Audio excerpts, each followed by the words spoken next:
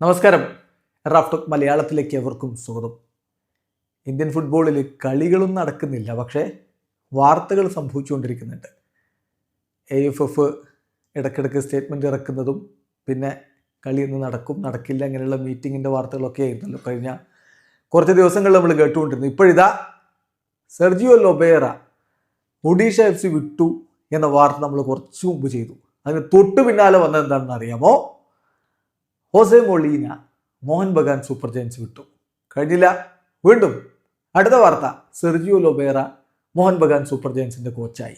ഓഹോ, ഒരു സീരീസ് ആയിട്ട് ഇങ്ങനെ കാര്യങ്ങൾ നടക്കുകയാണ്. ആദ്യം സെർജിയോ ലൊബേറയും ഒഡീഷ FCയും തമ്മിൽ വഴി പിരിഞ്ഞു.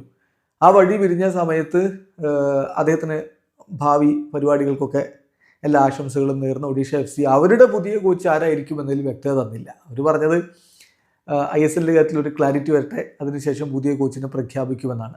അതിന് പിന്നാലെ നമ്മൾ കണ്ടത് മോഹൻ ബഗാൻ സൂപ്പർ ജയൻസിന്റെ സ്റ്റേറ്റ്മെന്റ് ആണ്.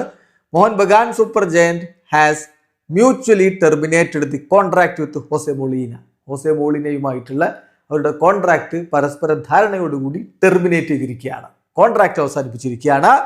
V wish him success in his future journey എന്നവർ പോസ്റ്റ് ഇട്ടു. താങ്ക് യു മൊളീന എന്നും പറഞ്ഞ് അദ്ദേഹത്തെ പിരിച്ചുവിട്ടു. അദ്ദേഹത്തെ പിരിച്ചുവിട്ട് ഒരു വളരെ കുറഞ്ഞ സമയം, ഒരു 10-15 മിനിറ്റിന് ശേഷം അടുത്ത പോസ്റ്റ് വന്നു. മോഹൻ ബഗാൻ സൂപ്പർ ജയൻസിന്റെ welcome to the Lobera എന്നാണ്. അതായത് ലൊബേറ എന്നുള്ളത് ലോബ് എറ എന്ന് പറഞ്ഞുകൊണ്ട് അവർ പ്രഖ്യാപനം നടത്തുന്നു. അതായത് Sergio Lobera Mohun Bagan Super ജയൻസിന്റെ കോച്ചായിട്ട് ഇതാ എത്തിയിരിക്കുകയാണ്. ഇന്ത്യൻ ഫുട്ബോളിലേക്ക് അദ്ദേഹം FC ഗോവയിലൂടെ എത്തി, പിന്നെ മുംബൈ സിറ്റി FC പോയി. 2023 അദ്ദേഹം ഒഡീഷ FCയിലേക്ക് പോയത്.